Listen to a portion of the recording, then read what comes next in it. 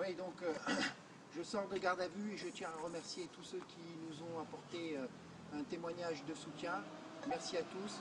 Félicitations à ceux qui ont fait partie hier de la rafle des sous-chiens. La rafle des sous-chiens avec 68 interpellations, voire assez militants.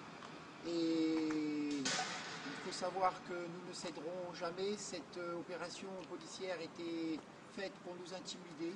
Eh bien, malgré les arrestations, malgré les interpellations, malgré les violences des forces de l'ordre pendant cette interpellation, malgré le fait d'avoir été parqués comme des sous-chiens sous le soleil, sans ombre, et comme des animaux, d'avoir été menottés, transférés dans une cage en fer dans un véhicule Poulaga, jetés dans un cul de basse-fosse sans nourriture, sans boisson pendant toute une nuit, sans couverture, eh bien, nous ne céderons jamais.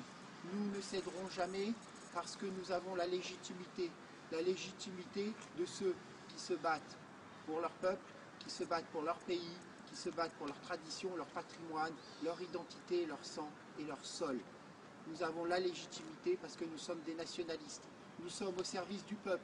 Et si aujourd'hui, ce peuple français ne veut pas entendre et sourd à notre appel, demain, ils nous appelleront quand l'austérité aura frappé, quand les vagues migratoires continueront à déferler et que nous ne serons plus maîtres chez nous. Le message est clair, vous ne nous faites pas peur, nous ne céderons pas. Nous sommes plus forts aujourd'hui qu'hier et moins forts que demain parce que nous sommes des nationalistes. Haut les cœurs, en avant la victoire. Et un message personnel, si vous le permettez, à mon fils, Kéro, merci pour ton message. Tu sais que les Bénédictes ne cèdent jamais parce qu'ils sont faits de la dureté de ce granit de notre terre en Corse. Je t'embrasse.